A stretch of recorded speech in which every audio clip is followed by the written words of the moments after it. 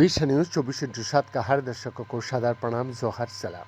दर्शक, एडिलेड विश्वविद्यालय के डेविस पशुधन अनुसंधान केंद्र के शोधकर्ताओं ने अब तक का सबसे व्यापक मवेशी जीनोम तैयार कर लिया है।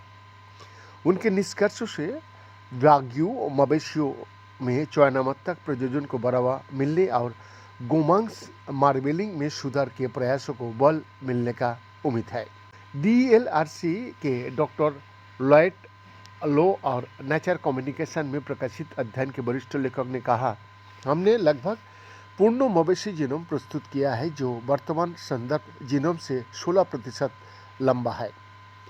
एडिलेड विश्वविद्यालय से अध्ययन की सह प्रमुख लेखिका पोलेन पिनेडा ने कहा, ये नया वाग्यू जीनोम दुनिया के सबसे मूल्यवान गोमांस नस्लों में से एक के पीछे आनुवंशिक खोखे का अधिक पूर्ण और सटीक दृश्य प्रदान करता है। शोध दल के अनुसार ये कार्य गोमांस क्षेत्र के आर्थिक प्रदर्शन को मजबूत करने में महत्वपूर्ण भूमिका निभा सकती है। एडिलेड विश्वविद्यालय के डेविस पशुधन अनुसंधान केंद्र के निदेशक और अध्ययन के सह लेखक प्रोफेसर वैन फिशफोर्ड ने ये बात सामने लेके आया।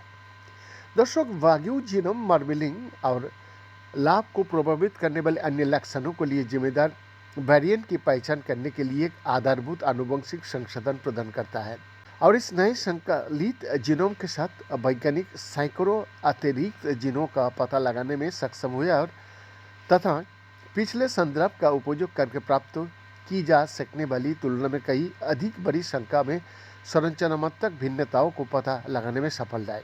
CSIRO के अध्ययन की सह प्रमुख लेखक डॉक्टर केलम मैकफिलामी ने कहा, ये संरचनात्मक रूपांतर एक अप्रयुक्त आनुवंशिक संशोधनों है और इनमें से कुछ मवेशियों की कुछ बहुमूल्य गुणों की कुंजी हो सकता है। इसके अलावा एक समान दिखने वाली नस्ल में मौजूद छिपी विविधता को उजागर करता है। DLRC से अध्ययन के सह लेखिका एसोसिएट प्रोफेसर सिंधिया बोटेमा ने कहा कि इस प्रगति का प्रभाव वाग्यू से आगे भी पड़ेगा।